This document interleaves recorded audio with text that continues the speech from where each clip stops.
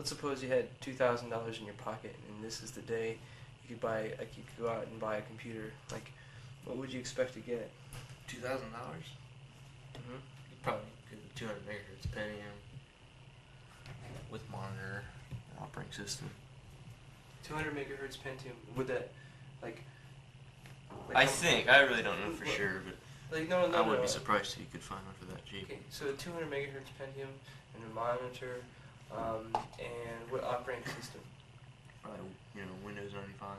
Windows 95. Would you expect how much memory would you expect in something like that? Like maybe 32 megabytes, maybe. Yeah, probably. 32 for maybe 2,000. Yeah. Okay. Well, I mean, there's you realize that by the time someone would watch something like this might be absolutely abstract. Like, this is like what you'd pay for. I say $2,000 would be a good benchmark. Wouldn't you think? Because that's the price. That's where people can just begin to afford a computer because they don't have a lot of money. But it's still a hell of a lot better than it used to be. God, 32 megabytes. Sometimes RAM. Sometimes. Well, like currently, you'd expect to pay what, maybe. I don't know. $200 for 32 megabytes. $200 for 32 megabytes, and that'd be considered a bargain, right? Yeah. And then, like, if you were to buy a hard drive, and we're gonna spend like, say, what's a good price for a hard drive? Roughly, you can get a 1 gigabyte hard drive for $300. $300 for one.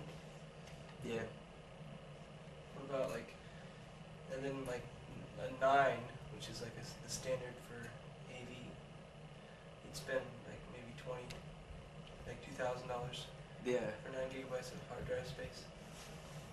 I think that they were just introducing a standard for 27. Seagate was saying something about 27. I wonder if it's even hit the streets yet. I don't know. Then there's that new MMX thing, which like currently doesn't mean anything to anyone because there's no software for it, and nobody really knows if it's going to work right. But you imagine with the sales force of Intel, that would all change, don't you think? They sure are promoting the hell out of it. Actually, they are promoting the hell out of it. Like, a lot I mean, of you don't hear Motorola screaming, "We have the 601 chip" or anything like that. They just like let Apple do all the advertising for them. There's nothing wrong with it. It's just interesting that they're doing it. It's like a really interesting strategy. I mean, 10 years ago, advertising on television about microprocessor wouldn't do squat for anybody. Just go to the store and buy a PC that runs the software. It's whatever it is. That's the only thing else. What about, let's say you had, what about an Apple Macintosh user? What would you expect to be? What would happen to you as an Apple Macintosh user in this time of day? Like, well, if I invested a lot of money in a Macintosh, I'd be kind of distraught. I'd be pissed because. Why? Well, it's very limiting. You can't multitask, and it crashes. And the crashing thing is like, I'm a little bit prejudiced because of Macintosh that it was a little weird.